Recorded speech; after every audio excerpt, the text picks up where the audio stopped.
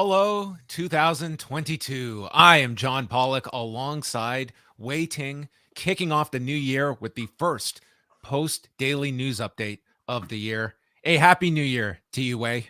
Are you ready to do another one of these? I think so, John. Yeah, we've had a nice, good amount of rest, and I've kind of missed the routine actually, so I'm back at it. Yes, we are going to be diving into all things pro wrestling today. In a couple of moments, we will be joined by Nate Milton from the N.W.A podcast here on the Post Wrestling Network. But a very, very big week here at Post Wrestling. Dare I say the biggest week of the year? Sure, why not? You could say that. Yes. Some highlights this week. We will have you covered for all of the major shows. We are not going to have daily news updates on Tuesday and Wednesday due to the Wrestle Kingdom cards, which we will be doing shows for each day for members at postwrestlingcafe.com. So if you're a cafe member, you will get shows on Tuesday and Wednesday afternoon covering both of those events. And then the week will continue. We will resume our post-daily news updates Thursday and Friday, heading into the weekend where we have post-shows set for night 3 of Wrestle Kingdom on Saturday with myself, W.H. Park, and Mike Murray. Then on Saturday night, my goodness, Wai Ting and Kate from Montreal will be covering AEW Battle of the Belts from Charlotte, North Carolina. We are also going to have a Hard to Kill post-show Sunday morning with Davey Portman and John Cena. WrestleNomics Radio coming your way, and the N.W.A podcast this coming Sunday. Those are just a few of the highlights. And of course, Wai, the best of 2021 also dropping this week. God, yeah, we just keep adding. You know, you take a week off and we're making up for lost time for sure. So yeah, just added the N.W.A podcast, which I'm really excited about. Yes. And Andrew Thompson as well of the N.W.A podcast, dropping a pair of interviews this week. He currently has an interview up on the site with Brian LaPalme. Who is Brian LaPalme, you ask? Well, for you fans of Ricky the Dragon Steamboat, when you saw him come down to the ring and shoot out fire from his mouth, who taught him that? Brian LaPalme taught him how to do that, and this was an incredible find by one Andrew Thompson, who is going to follow up that interview with a chat with Baron Black, one of the co-founders of the new Terminus promotion that is debuting in just a couple of weeks' time in Atlanta. So look out for those interviews from Andrew Thompson. And my sources tell me he's also got another very intriguing interview in the works, as I will allow him to make that announcement once it is official. So check out all of Andrew's great work, and you can catch him on the N.W.A podcast this weekend with Chris from LA and this man, our first guest of 2022, ring in the new year with Happy Nate Milton. Hello, Nate. Happy New Year. What's going on, Brother Pollock, Brother Ting? Happy New Year to both of you, good man. And, you know, much like Ricky the Dragon Steamboat, Wai Ting, I think I have taken some lessons from Brother LaPalme, because I'm about to spit some hot fire here today with you gentlemen with these news topics we're going to get into. Damn, he's fast. Well, Nate, we thought it would be great to have you on because we had to have a discussion off the top about what was, I would say, the prevailing news topic over the weekend. And that stemmed from Big Swole on her Swole World show, which I did listen to, and she takes calls. And just as a side note, guess who the first caller was on this show? Does anyone want to guess? It was Hansi, who I think just makes his way onto every single show. But Hansi, a regular here on the Post Wrestling Network. But in all seriousness, it was towards the end of the show that Swole gave, I thought, like a very measured account of like her experience in AEW, and cited, you know, a lot of the criticism that has been out there. First starting about like the women wanting more television time, and that how it worked with her and Diamante trying to push their program that was featured on Dark with a series of matches, and then stating that the structure is a little off and that the women shouldn't have to go through all of that to get TV time. They want more time, and feeling that diversity is an issue with the company, stating that there is no representation. And when there is, she feels it does not come across as genuine in the Black community, not a good look for the company. And noted like her daughter watching AEW, feeling she was not represented on that programming, making the comparison to WWE. So this was a kind of part one of this story. And it was Tony Khan's response that I think ignited much more controversy coming out of this when he responded on New Year's Eve with a recap that Fightful had put out of the quotes from the podcast stating, the top two AEW execs are brown, referring to herself, and Miga, who I don't have the pronunciation of her last name here, but also noting wrestlers including Jade Cargill, Anthony Bowens, Max Caster, Dante Martin, Nyla Rose, Isaiah Cassidy, and Mark Quinn having won on TV this past month. The TBS title tournament has been very diverse. I let Big Swole's contract expire as I felt her wrestling wasn't good enough. And then adding in the hashtag AEW Rampage Street Fight tonight. And I think a lot of people were very upset by this tweet, in particular, taking the shot at the end towards Big Swole and her wrestling talent on top of it. But first of all, Nate, it's a lot to digest with all of that information out there. But I think number one, this is not a new criticism. You guys have spoken about this on the podcast many a time. And Tony Khan, I think, responded in a very defensive nature. And I just thought it came off poorly on his behalf, the way in which he responded, that he, when I think has his back against the wall, can get very defensive on Twitter. Yes, there's a couple of things going on here, John. Like, first of all, for those that haven't listened to the entirety of what Swole was talking about, I should think definitely listen to it. Yes. Yeah, definitely go check that out, because most of what she said about her experience in AEW is pretty positive. But even with an experience that's positive, John, like, you can have criticisms. Yeah, I just wanted to say, like, in this, like, she did state, like, listen to the entirety of it. She acknowledges that the company has made strides. She is rooting for AEW. She is rooting for WWE, and did not even just limit it to an increased Black presence on the show. She feels, she was not specific just to AEW or the industry at large here, but feeling like Asians are underrepresented, Indians are underrepresented, wants to see more Hispanic stars as well, and made it clear she has no bad blood with Tony Khan or AEW. So I think, like, listening to this was hardly like some scorched earth message coming from Big Swole. This was, her experience, and I think everyone has every right to their experience to share it.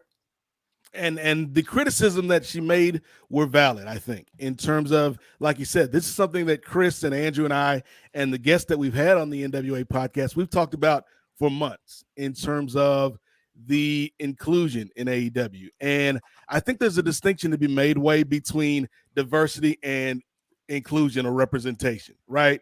Because you can have a roster that's, got a lot of Latinos and a lot of Asian performers and a lot of African-American performers, a lot of female performers, and that's great.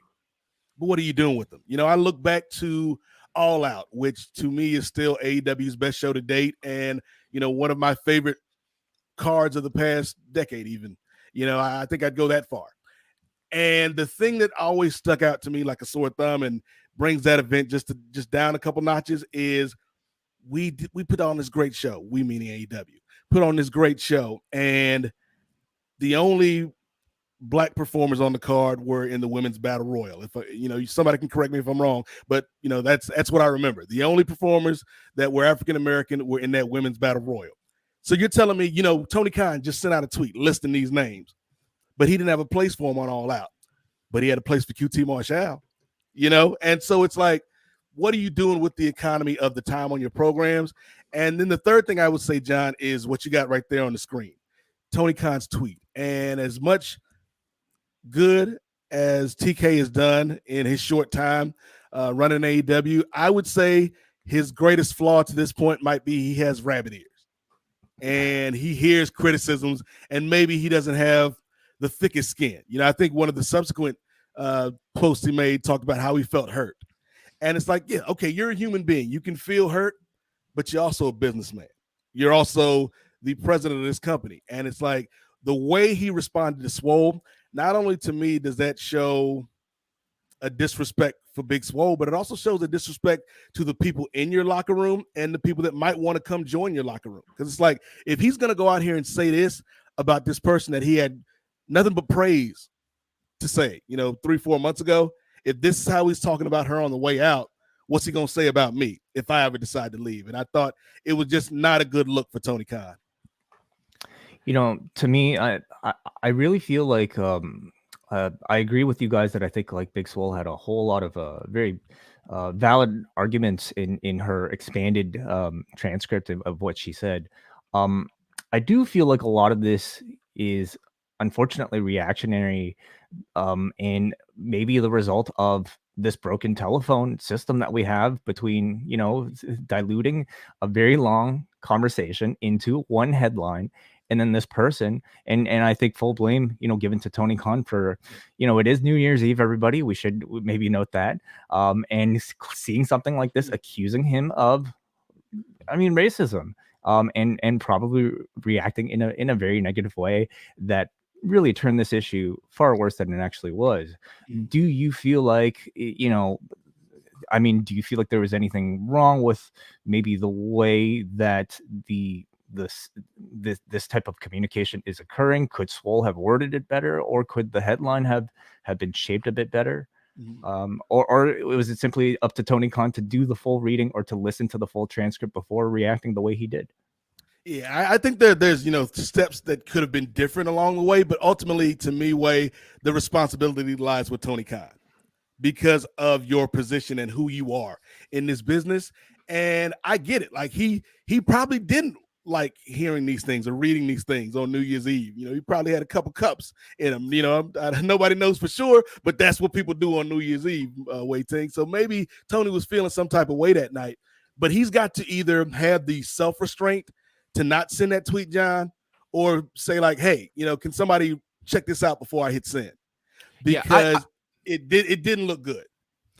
I'll say this, that I am sure this is definitely not the first time Tony Khan has heard this. And I'm sure in his mind, like I do not view like looking at this as a whole. And I think it's worth noting, Big Swole never accused Tony Khan of being a racist and did not state that AEW was racist. She said like there was a diversity issue. And I think like it is worth like parsing that as well. And like I can also understand, like, you are accused of something like this, you're going to take it personally. Like I would be defensive if I was accused of that. But I think like the language is important to hear that Big Swole did or did not use in this as well towards Tony Khan.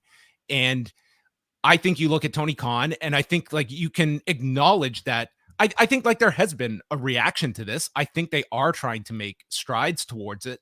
I can also understand like a certain level of frustration when it comes to what I'm going to like dub like stopwatch wrestling. And I think we as a whole have to kind of take a few steps back, and instead of kind of litigating how many minutes and seconds these matches are getting, these performers are getting, you're missing a huge part of professional wrestling. That one match is not going to necessarily be like the other. One individual, like a 6-minute match is a death sentence for one that is underserving another. It's totally different circumstances.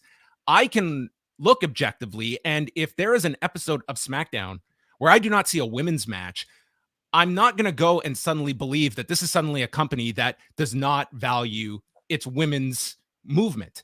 It is very clear that the WWE from 2015 onward has had a very invested interest in its female division. And I can look at the broader strides that they have made, time that they have committed to women. Each company comes with criticism towards it that you can point at. But I think when we're analyzing this on a week by week basis and who is here, who is there, it becomes very difficult to look at an overall viewpoint of our strides being made. And I think with AEW, like I've always said, I think that is a valid criticism. Like they are not a company that just opened up shop last month. It has been several years. And it's also, it's a loaded roster that you are in this battle to have your numbers at a certain level. I think either company, if they come upon somebody that is going to move the needle in a positive fashion, I do not think they are looking at color as a disqualifier. No. I do not believe that for a second. No, I agree with that, John. But I would also say if you have the power to move the needle, then you should move the needle. And I think that's maybe the fairest criticism of all that Swole has made. It's like, you have the power, Tony Khan. Like nobody's telling you, who to write these stories for, And that's something I saw over the weekend. It's like, a lot of people, they kind of go back to the old thing where it's like, well, who was ready? And the thing is, you can get people ready, man. Like I saw over the last 3 months, this company basically created Hook out of nothing, man. Like they made a dude that wasn't a dude 6 months ago. Mhm. They made him something that fans anticipate and are excited about. And so it's like, if you can do that for a Hook, if you can do that for some of these other performers who we weren't educated about 6-7 months ago, why can't you do that for somebody like Lee Moriarty? Why can't you have Leo Rush in a more prominent role? Like I love the Acclaimed, but it feels like the Acclaimed have a very specific role at the moment. And so it's like, I get it. If you're Tony Khan, you've got a lot of talent that you're dealing with. And you probably, if you're Tony Khan, you want everybody to feel good about their AEW experience. But when somebody like Swole brings up a criticism like this, or, people like, Rich Fan, who has, talked to Tony Khan at some of these scrums and asked the question about diversity and representation, I would say for Tony Khan, yes, you might not like to hear that, but instead of kind of getting your back up and getting in your feelings, take a step back and just kind of like, why do so many people keep saying this? Why is this a concern that keeps getting brought up? Maybe it's something I need to tighten up, here at AEW. And so I don't think there was any malice with what Big Swole said, and I think she was quite gracious with a lot of what she said about her time in AEW. But like you said, Wai, this is the piece of the story that's going to get the most eyeballs. This is the piece of the story that's going to get people arguing, and there is something to the commodity of beef on Twitter. Yeah, I think these subjects, you can introduce them on Twitter. They cannot be resolved on Twitter. And I just don't think, like, I am not going to have this conversation on Twitter with people. I would much prefer like this kind of an outlet to discuss it. I just think it just instantly goes to such a terrible place where nothing is resolved. Yeah. And I'll also add this, that I think we should look at the fact that, in WWE, like, this was brought up as well. The fact that, I can't tell you the amount of times that there is a story that I will reach out for a comment, for the status of a performer, and nothing, silence. Like they are in tune of, they are not going to fuel a story that they have confidence is going to disappear in 24 hours. And quite honestly, if Tony Khan did not respond to this, I don't know if we're having this conversation on a Monday morning. Probably not. And I think that's something that, if you are a Tony Khan, are you going to make yourself less available? Are you going to ignore stories? I don't think that's the greatest answer either, that I don't want to see happen. I don't want to see transparency disappear either. But that is a tack WWE has taken, and you are never going to see a WWE executive in this kind of a scenario where they tweet something out that explodes. And it reminds me way of, a couple months ago where, Tony Khan was on the call and was asked about women's wrestling and his reaction to that. And it's like, I get it that you, like, Tony, you feel in some type of way because these questions are being posed to you, but in your position, you cannot react that way. And when you do, you become the story, and that's not what you should want at this stage in AEW's development. And so, like, I think with Tony Khan, he is somebody that, and this is me telling a billionaire what to do. With Tony Khan, he's got to take a step back and be like, man, when somebody brings up a criticism or a concern about the female talent or about diversity or about representation, my first instinct should not be to blow past it or to strike back. It should be to pump the brakes, think about it for a second, see if there is some validity to it, and then respond. And I think part of what makes Tony Khan such a breath of fresh air way is that he is kind of somebody that goes out there and says some of this crazy stuff. He talks a little reckless, more reckless than, what we're used to over the years with somebody like Vince McMahon or even Eric Bischoff. Like, Tony's a little wild, but when you're a little wild, things like what we saw this past weekend can happen, because I don't think, like John said, if Tony doesn't say this, we're not having this conversation right now. And to me, the most egregious part of this way was not the, like, kind of the I have friends of color too kind of line, but it was at the end, the pettiness of she wasn't that good. And it's like, come on, man. Like, That was an unnecessary line, and I think that it was disrespectful. That really just left a sour note at the end of all of it. Like, if you want to have this debate on the strides AEW has made, and I believe, like, I do believe Tony Khan cares about this, but you ended on that note. I think you've just given ammunition for people to really take that as disingenuous and leave people very upset at that shot at the end. And she's somebody, like, to the point where, like, Tony was praising her months ago. Like, with and maybe I'm wrong here, but I think without Big Swole and that Britt Baker feud, I don't know if Britt Baker is where she is right now, because I do think that feud with Swole helped her kind of hone in on the character. And so it's like, yeah, you might have come to a parting of ways, but that doesn't mean you can't still be cordial. And here's the other thing: even if what Tony says is 100% true in his mind, you don't say it out loud, John. Yeah, like, what benefit gonna, do you get from that?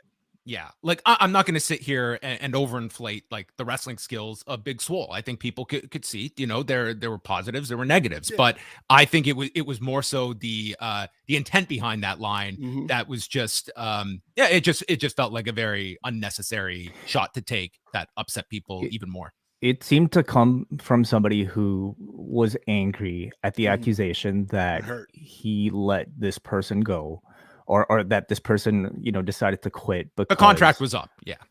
Well, no, like the accusation from the headline is that she left because of the lack of diversity, and that was his direct response in anger to it, which was not becoming at all of a figurehead of a major company.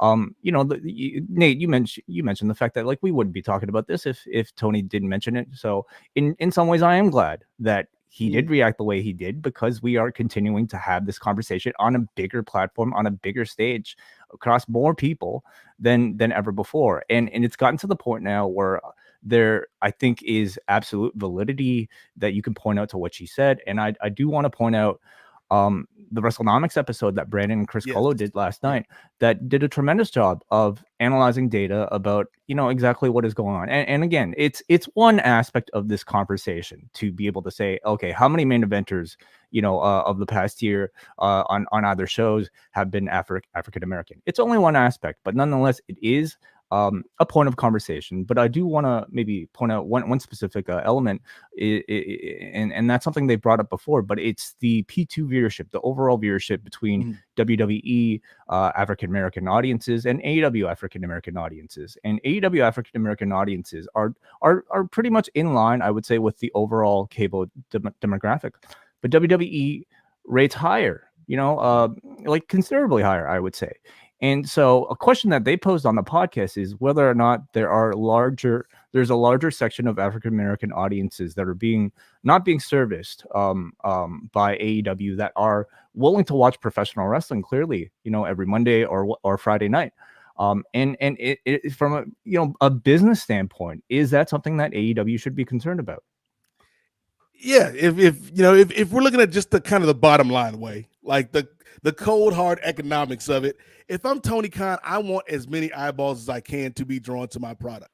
And like the fact that the WWE, which has a long and kind of sordid history with representation and with stereotypes in their programming, the fact that, like, they have a bump in an increase in African American viewership, in part because you have performers like Bianca Belair, performers like the New Day, performers like Bobby Lashley, at least being put in featured positions on these shows, it means something. It matters. And so, yeah, like I definitely think that AEW could be doing better with viewers of color, particularly African American viewers. Like, we watch wrestling too, man. We spend money.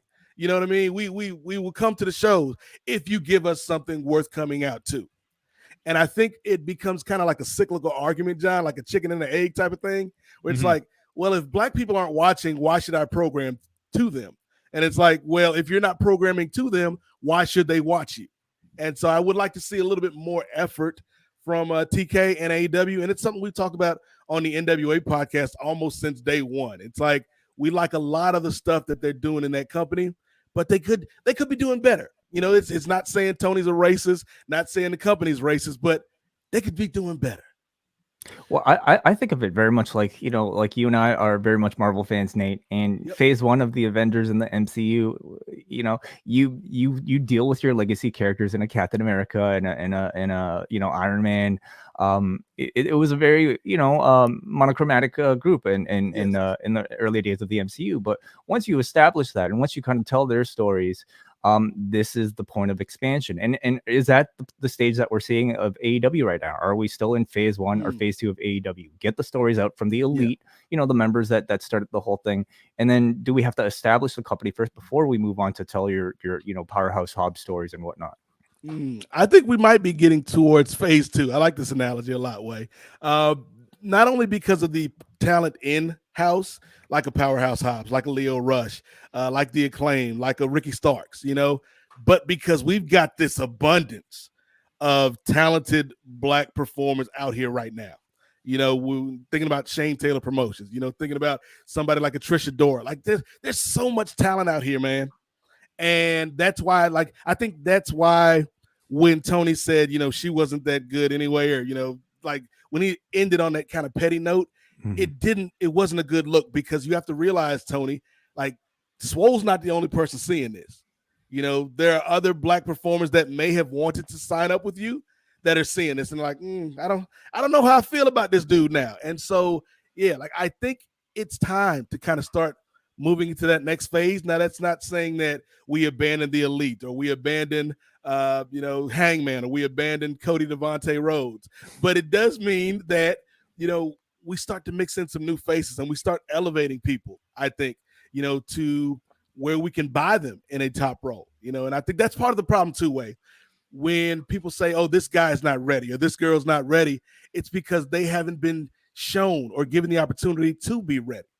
You know, I think very easily you could put somebody, and I keep going back to him just because I am a huge fan of the guy, and I also thought he had some integrity over the weekend, kind of speaking out on behalf of Swole. Like, I think Leo Rush is the dude that could be a cornerstone in your company. Like, I'm not saying he's one of your pillars, but Leo Rush is the dude that you could get a lot of money out of. He's a star. And there's a lot of other Black and brown stars out here. And I think if Tony taps into that, that would be something that would take AEW to an even bigger level. Because here's the thing. We saw the numbers. We heard the numbers on WrestleNomics. They already got the white crowd, man. You ain't got to worry about that, TK. You got them in the bag. But there's a wider audience out here of, you know, Latino folks, Black folks, Asian folks, more female folks, LGBTQ folks. Like, what are you doing with Sonny Kiss? Like how come Sonny Kiss is somebody that's been put on the back burner? Like, there's a lot of eyeballs and, by extension, wallets out there, Way, that I think Tony could be tapping into if he just opened the tent up just a little bit more. Us white folks, we're going nowhere, guys. You don't have to worry. Like, we're stuck here. You're not going to run the white folks off. They are here to stay. Nate, I want to thank you very much for coming on to chat with us today. As we mentioned, the N.W.A. podcast will be dropping this weekend, where I'm sure this will be a heavy topic of discussion with Dr. Chris, Moderna Chris, and of course, Andrew Thompson. What is coming up this weekend? Any other topics you guys plan to be diving into? Yeah, well, we definitely are going to be getting into the Big Swole story and Tony Khan's reaction to Big Swole's comments on the next edition of the Nubian Wrestling Advocates. We're also going to talk a little bit about Big E dropping the title this past weekend at Day One and our thoughts on that, because I feel like me and Chris and Andrew might have a bit of a disagreement about that result. So y'all can stay tuned for that. We'll also probably talk about, even though it feels like this was 3 months ago now, just because of everything that happened in the weekend, we'll talk about that Brandy Rhodes promo. And y'all know which Brandy Rhodes promo we're going to talk about. So you can check out the Nubian Wrestling Advocates. And if you want to hear more about this particular topic, I was on an emergency edition of the East Coast Cast with Rich Fan and Cam Hawkins over at the Torch. And I believe that's up on the Torch VIP. So it was myself, Rich, Cam, and just a cavalcade of stars. And we talked for a good 2 hours, guys, about Big Swole and TK. We talked about Big E dropping the belt. We talked about, you know, what's going on with the Ron Funches story and just a lot of other issues that we've been talking about kind of in-house, and we brought it to the stage on the East Coast Cast. So I was very honored to be a part of that discussion, much like I was honored, Way, when you reached out to me and said, would you like to be the very first guest of the year here on the News Report? Anytime, Nate, of course. I don't know if you're aware of this. I don't know if you're aware of this, Nate, but tomorrow will be the anniversary of Impact going on Monday night head to head with Raw. I mean, this is really, it's our anniversary, because that head to head battle, I feel, was when you and I, we collided heads on the old message board, and from that, what a beautiful friendship that came out. Yes. Listen, bro, Vince Russo may have destroyed a wrestling company, but he brought you and me together, my friend. So shout out to Vince Russo and Dixie Carter for at least getting one thing right. He is a must follow on Twitter, and the number 8 MOZAIK. Catch all of his great work, including the N.W.A. podcast that will be dropping this Sunday at postwrestling.com. Nate, I'm sure we will do this many more times this year, but thank you so much for kicking off 2022 with us. Always a pleasure, gentlemen. Rest up. You got a busy week ahead of you. And you know, Wai Ting, anytime we need to talk, whether it's Marvel, wrestling, whatever, I'm here, man. Y'all have a good one. Thank you, Brother Nate, as always. All right. The one and only Nate Milton, everybody. Yes, a big thank you to Mr. Milton for joining us. So we've got a little bit of time here before we wrap things up. I did want to touch a little bit on Wrestle Kingdom. We've got 2 nights at the Tokyo Dome coming up. And as we are just hours away from night 1 at the Tokyo Dome, are you excited about these cards? You know, I was not excited at all, I think, heading into it, but I think looking into the cards a little bit more, I don't know if many of the matches are ones that I feel are that fresh. You know, it's the same issues that I've had with New Japan over the past year and a half now, and much of it out of their control. But I will say, like, anytime I think you get on the Wrestle Kingdom stage, these performers are going to be very special. It feels like everybody will kind of have their special meters very full, and they'll have the performances of the year potentially throughout both nights. So for that reason, I'm looking forward to it, and I'm going into it with completely fresh eyes. So here's the card for tonight, which it will begin streaming at 2 a.m. Eastern time, early Tuesday morning on both New Japan World, and you can also get it on Fight TV. We've got the New Japan Rambo on the pre-show, and then the main card will kick off with Yo versus Sho, with Sho accompanied by Dick Togo. So that's your warning. Hiroshi Tanahashi, Ryusuke Taguchi, and Rocky Romero against Kenta, Taiji Ishimori, and El Phantasmo. Largely a setup for the next night, in particular, Kenta and Tanahashi in the no DQ match. Then another 6-man, Will Ospreay, returning to Japan, teaming with Great Khan and Jeff Cobb against Tetsuya Naito, Sanada, and Bushi. Katsuyori Shibata against TBA.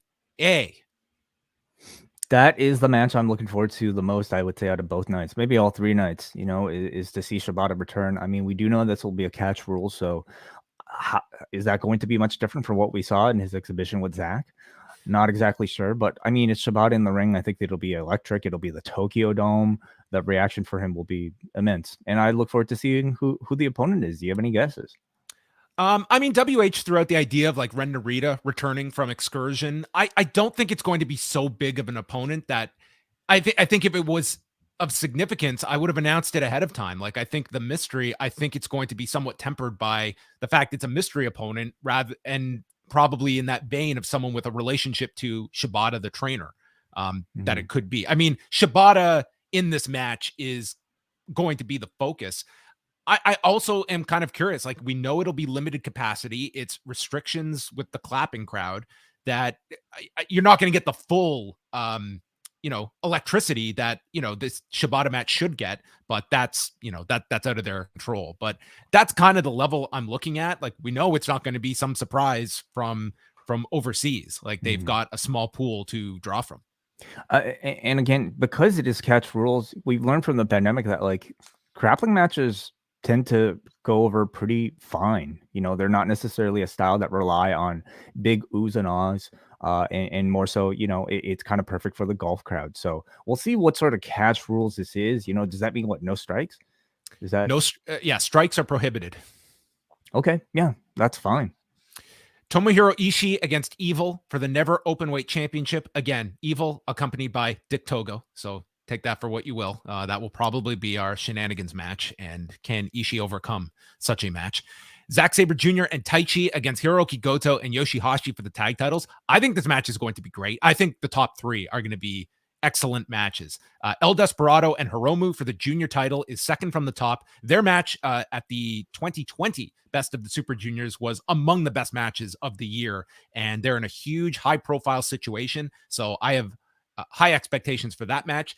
And then Shingo Takagi and Kazuchika Okada, which anything less than a top level match of the year contender is going to be a letdown for people. So it's extremely high, I would say, the expectations, especially for the top two matches. Who comes out as champion to face Will Ospreay on night 2? I think it's going to be Okada. You know, the built-in storyline between Okada and Ospreay is already there.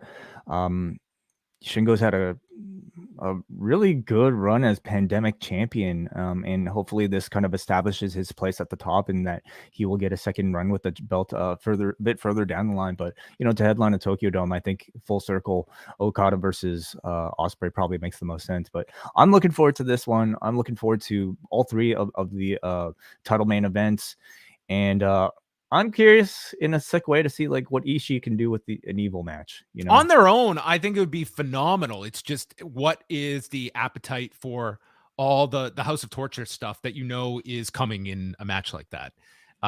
Yeah, I'm with you. I see. My expectation is Okada comes out of the weekend with the title, and I would imagine like we should have like ideally an appearance by Kota Ibushi. Like the Okada Ibushi rematch seems like a direction you want to get to, but that is all incumbent upon Ibushi's status and when he can return, because he would be your part of that title picture. And Ospreay, I just think there's too many questions about. I think it would be a very, very small percentage chance of him coming out as champion. It would not make sense unless he's staying in Japan. Did you want to go through night 2? Yeah, let's quickly look at the card. So night 2 begins the same time, early Wednesday morning, where we will have the opener sees a 3-way for the IWGP Junior Heavyweight Tag Titles with Robbie Eagles and Tiger Mask defending against Taiji Shimori and El Phantasmo and Ryusuke Taguchi and Rocky Romero. The Stardom tag match, Tom Nakano and Saya Kamatani, which those two had a phenomenal match last Wednesday. They will be taking on Mayu Iwatani and Starlight Kid. Then a 4-way for the Provisional King of Pro Wrestling 2022 trophy. So I guess this is the final 4 from the Rambo. That, I mean, you got to have breakfast at some point. You can guarantee Yano will be one of those spots, but I don't know who else. Great. Do we see surprises in the Rambo this year? I could see, yeah, like a legend or two to fill things up. Sure. It's the Rambo. It'll probably be 36 minutes and change. That's my guess. The House of Torture, Evil, Yujiro, and Sho defending the never open weight 6-man tag titles against Hiroki Goto, Yoshihashi, and Yo. Sonata versus Great Okan. Jeff Cobb versus Tetsuya Naito. Kenta defends the U.S. title in a no DQ match with Hiroshi Tanahashi, and then either Takagi or Okada defending against Will Ospreay for the IWGP World Heavyweight title. I would say as a whole, a lot less interest in night 2. The top 3 matches I think should be pretty strong, but and you know, the Stardom match, like I'll be interested to see it, but these have not been like major matches. They feel more so like exhibition tags that are kind of divorced from Stardom storylines. But yeah, that's the second night. It's to me a little below night 1. I mean, you know, if it is Okada, you know, even if it's Shingo Takagi versus Will Ospreay. Oh, you're getting a phenomenal main event. A phenomenal main event. Yeah. Tanahashi versus Kenta, I'm very curious to see as well. I mean, I feel like Kenta's, you know, in the midst of like a really strong high presence run, and we look forward to seeing, you know, whether or not he's got anything going on between this and whether or not any maybe Noah participants may somehow have some sort of presence in this event.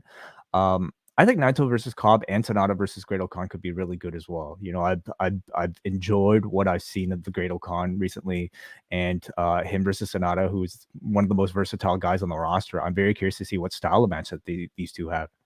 Yeah, Kenta was just part of the New Year's Day card from Noah at Budokan Hall, and he was part of a 6-man with Takeshi Sugiura and Kazushi Sakuraba against Masa Kitamiya, Daiki Inaba, and Yoshiki Inamura. And Kenta and Inamura were paired together throughout the match. They had tremendous chemistry. This match went almost 26 minutes and ended with Kenta pinning him with the go to sleep. But I thought, and Mark Buckledy said the same, I thought it was one of Kenta's best performances in a long time. And those two, I hope it's building to a singles match because they did a dynamite job in setting the table for that singles match. So he looked very good on that card on the weekend. Very cool. So there you go. That's Wrestle Kingdom. Again, we will have shows Tuesday and Wednesday afternoon for members at postwrestlingcafe.com. And then Saturday, WH Park, Mike Murray and myself will be doing a show for patrons going through the New Japan N.W.A card that we will have time to preview later on this week. Raw is in Greenville, South Carolina tonight, just essentially coming off day one, which I would think that there's a fair amount of interest given the nature of the main event, Brock Lesnar winning the title, whether he'll be on the show tonight, and now starting the direction for the Royal Rumble, where I would say between now and WrestleMania, Wai, you would peg Lesnar to have like 2 matches given the Rumble and the yet to be announced card in Saudi Arabia. So I think everyone's expecting Lesnar Lashley coming out of this.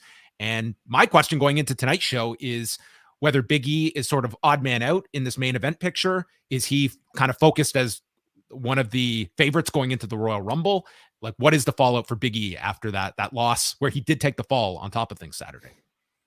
Yeah, there have been so many pieces that we're assuming have been moved over the past, 3-4 days as a result of the Roman Reigns exit. That tonight will be very telling about the fallout. If he's not in the title picture, what does Big E end up with at the Rumble? What does he end up with ultimately for WrestleMania? I don't know. I'm very curious to see. My prediction is that most of the show will be focused around Brock, and I wouldn't be surprised if we had kind of minimal, reaction maybe from Big E, but I do think I hope we get a lot more than maybe what we had out of Kofi Kingston after he lost the belt.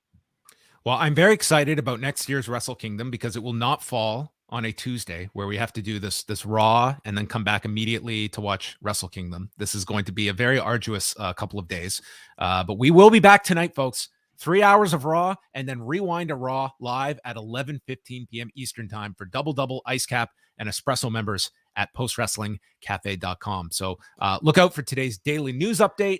And Wai? Very, very quickly, there have been a couple super chats here just from Brandon from New Jersey, who sends a $5 super chat, says, "Happy New Year, we out here." Thank you very much, Brandon, for the support.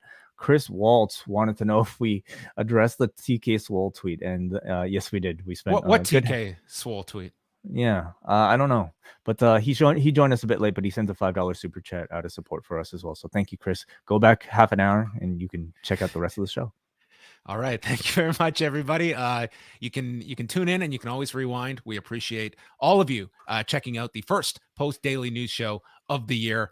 Have a wonderful day, and we'll speak with you tonight.